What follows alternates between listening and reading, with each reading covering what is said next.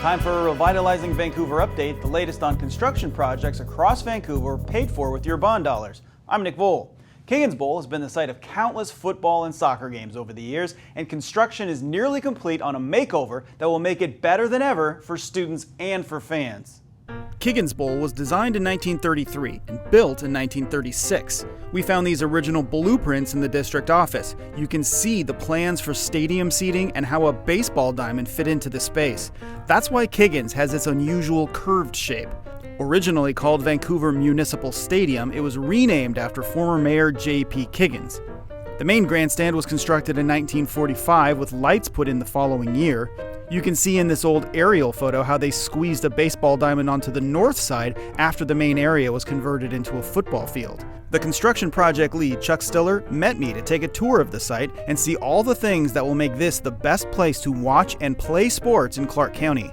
It's such a majestic stadium. I can't think of another high school stadium you go to that's so beautiful with the trees. And you've got the natural amphitheater backdrop, and then you're surrounded in this forest, and it kind of, it makes you feel like you've gone somewhere else, you know? Yeah. It's like a destination. So Boggs Field got new turf this season. Basically, turf has a lifespan of about 10 to 15 years, depending on its use. Here at Kiggins, Boggs Field gets a ton of use. Three different schools use this regularly for football, soccer, and then the middle school uses the field regularly for PE, like they're doing right now behind us. This is pretty much the top of the line turf that they have for a football field. It has the typical turf that you would see on almost any field, but it also has an inner layer that helps kind of grab the rubber. And what that's supposed to do is help limit the amount of splash that you get. You'll notice when you watch a game, especially when they're kicking at balls and things, you'll see a little splash of rubber. So the infill helps kind of hold that rubber in place a little bit better, which is a safety feature as much as it is for appearance. It's just also it keeps the rubber in the turf, which again is what protects you on the falls. Nice. Next, Chuck took me over to the brand new field house. And then the styling on this is really neat. Like there's real architectural flourish to it. It's not just like a squat utilitarian building or something. Again, with football taking place in the fall season, and most of the games are in the rain, we've got a nice covered area around the edge. So as you enter and exit the bathrooms, as the teams are entering and exiting, and then if you're in line at the concessions, you've got the ability to be in a covered scenario. So it's a very nice design. I love too how close to the field you actually are. So if you're standing here and watching the game, you're still right there on the field. It's protected obviously with the net. It's going to be a cool place. I can just picture like 100 8-year-olds lined up here face against the fence. That's awesome. Yeah, this might become the prime place to come watch the game with the concession stands behind you and the nice fenced area here. It's got a neat feel to it. The field house includes bathrooms for the fans. No more porta potties. Next. So the next room over will be one of our team rooms. Oh, this is perfect. So team rooms, call it team room, not locker room. There are no lockers. Since it's not attached to the school, we don't have lockers in here like you would in a normal locker room because of being attached, it acts as your PE facility as well. This is basically dedicated for the field. So we got built-in benches. We've got a place to put whiteboard or even a projector screen up if someone wanted to go that far, if they wanted to run through plays before game or at halftime. We've got racks that we're going in now to hold helmets for football games. They have their own restrooms and a place to wash up. They don't have showers. Not something that happens so much anymore in this level of sports. This is going to be such an improvement over the old facility. Yes, yeah. Before you had to climb out, small door, up the stairs and kind of out. Now you can really rush out of here. There's actually 2 doors, so you could split the team up if you really wanted to get that feel of rushing the field at the beginning of the game or something, or beginning of half or the second half. Between the locker rooms. So this will be the new concessions. Obviously, we've still got all the equipment to bring in, but you can kind of get a feel for it. There's room for at least 2 lines. You could probably actually have 3 lines if you wanted to. There'll be a couple of fridges in here for sodas, and there'll be a coffee maker. There's an ice machine around back. It's actually a good amount of space behind there, so there's plenty of room for them to store items in between games and pull them out and use them for games. We have to support 3 different or even 4 different schools using the space, different booster clubs using the space. So we wanted to provide equal amount of storage space in the back for each team. In the back, referees now have their own locker rooms equipped with showers, a big improvement from before. Our next stop is the brand new turf field and track for Discovery Middle School and community groups. Right now we have a little bit of temporary stuff going on, so in the future the D zones will get paved out with asphalt. Right now this is just temporary to get us through this original season. We need some really good weather to finish the asphalt paving in these areas.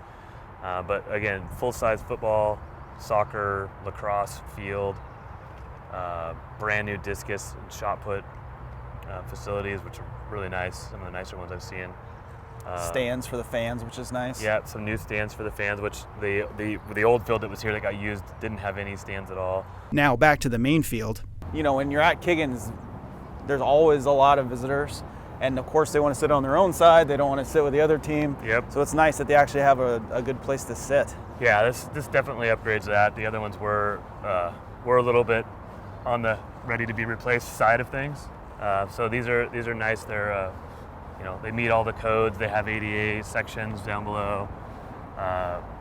Yeah, and they're safe. They meet all the current safety standards and no cover, so they still get rained on, which is really, as a home team, is what you want. Yeah, you got to keep them a little bit quieter, you know. The other thing that hasn't been done yet that will kind of dress the place up a little bit is we are putting new track surfacing, new rubberized surfacing around the whole outer edge of on the visitor side, the 2 end zones, and then the home side. One of the biggest things that we did here was, I'd call it asset preservation. So Kiggins Bowl Stadium has been around for a while. So where the trusses come in and connect into the vertical structure, these new corbels are here to support that. So that was part of the seismic upgrades that we did, including there's additional support structure through here, through the roofing, as well as all new plywood on the deck of the roof. Also in the stands, heavy-duty concrete coating to prevent water damage. Yeah, so the new seating, aluminum seats. The nice thing is we didn't just do benches, we did benches and backs.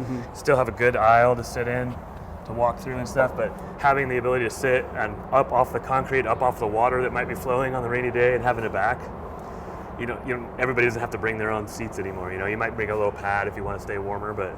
Also new in the stands, a broadcast booth with 2 rooms. One can hold equipment and a camera operator, the other is for announcers. The new booth gets the broadcast team out of the coach and press area and makes it easier for the district's student broadcast programs to bring the community live football and soccer games. It's nice to have that investment in something that's a lot of community value, I think, in the broadcasts. Yeah, absolutely. I think if the last couple of years have taught us anything, we need to have the ability to broadcast things to the public, because we can't always have the public come. And so I think investing a little bit here really gives us the opportunity to put together a high performance, high level, high quality product. And so, yeah, you can bring the game to more people. Believe it or not, Kiggins Bowl has never had internet access, but all that's changed too. So, Chuck, you've been through this process and now it's almost done. How gratifying has it been to make this sort of big improvement to a facility lots of people in our town use? Oh, it's amazing. It's the transformation that's happened here from a stadium and a field that were, you know, in need of some love, they're in need of some maintenance, to go to a facility now that's going to, when we're finished, feel brand new, and being a full complex, having track and field, having this field, having the field house, all that together is just going to be an amazing asset for the community.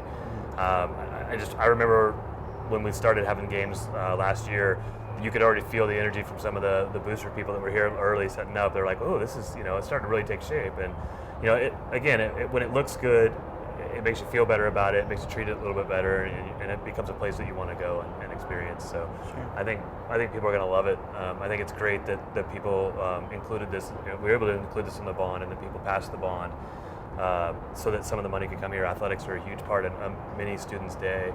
And so to give them a place that they're proud of and they want to perform at and show off to their families, you know, when they come to visit them, I think it's great. Well, Chuck, thanks for taking the time to show us all this amazing stuff. I'm so excited for the fall. Yeah, looking forward to it.